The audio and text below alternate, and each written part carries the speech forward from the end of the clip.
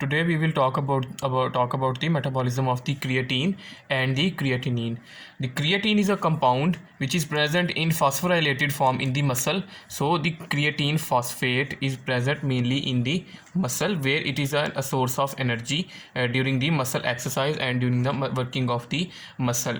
The amount of the creatine phosphate or the creatine that is present in the body is directly proportional to the muscle mass of the body. The greater the mass of the muscle in the body, the greater will be the amount of the creatine phosphate in the blood muscle mass. First of all, we need to talk about the synthesis of the creatine phosphate, and then we will talk about their degradation and their removal from the body. First of all, let's talk about their synthesis. The synthesis of the creatine is from two amino acids, and it occurs in liver and kidneys. Some steps of the reaction occur in liver, and some steps occur in the kidneys. First of all, the two amino acids that form the creatine is the glycine, and it will combine with another amino acid called the arginine. Remember that arginine has a group in its structure which is called the guanidino group. This guanidino group combines with the glycine, and both of them, when combined, they will form a compound which is called the guanidino acetate. Guanidino acetate will be formed, and the amino acid ornithine will form, and it will be excreted out, or it will leave the reaction. This guanidino acetate, now this reaction occur in kidney. Then guanidino acetate travel to liver, and in the liver it is acted upon by an enzyme which converts the guanidino acetate into creatine by the addition of a methyl group. Here again, the methyl group is donated by a metabolite of the methionine, which is called the S-adenosyl methionine. S-adenosyl methionine will come, it will donate the methyl group to guanidino acetate, which will be converted into creatine, and the S-adenosyl methionine, which will in turn be converted into S-adenosyl homocysteine.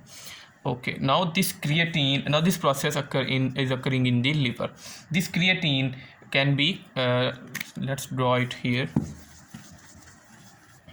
This creatine that has been formed in the liver, now it will be acted upon by another enzyme called the creatine kinase, and of course this creatine kinase will phosphorylate the creatine, and it will convert it into creatine phosphate, which will be present in the blood, whose amount is directly proportional to the muscle mass of the body. Okay, now before we will talk about in detail about the creatine kinase, which is clinically important, first thing we need to talk about is the formation of the creatinine. What is the creatinine? Basically, creatinine is the cyclized form of the creatine. So both the creatine phosphate will in turn lose the phosphate in the form of inorganic phosphate, and creatinine will be produced. Creatinine. Okay, now let's talk about in detail the creatinine kinase. The creatinine kinase is an enzyme which is present in many tissues of the body, and it is made up of two components. The two components that forms the creatinine are the first component is called M component, and the second component is the B component. The presence of these two subunits, or these two components of the creatine kinase, will lead to the three isoform of the creatine kinase enzyme. First isoform will be MM, the second will be MB, and the third will be BB isoform. The MB form of the creatine kinase is mainly present in the cardiac muscle.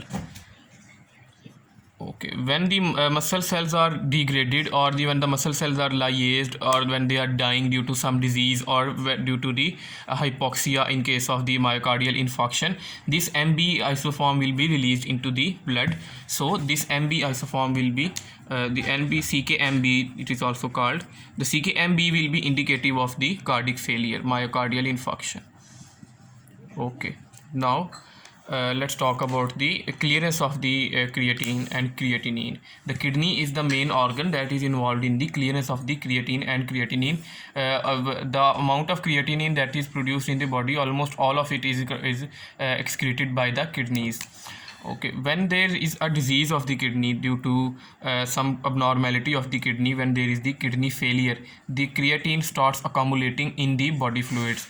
Sorry, not in the body fluids, but in the blood. So the amount of the creatine and creatinine in the blood is also a function of the also an indicative of the kidney function. If the creatine is abnormally being concentrated into the blood, then it is an indicative that the kidneys are failing.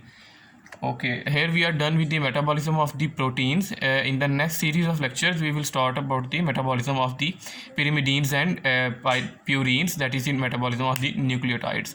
See you in the next lecture. Thank you very much. Please subscribe to my channel and like my videos and share with your friends. Thank you.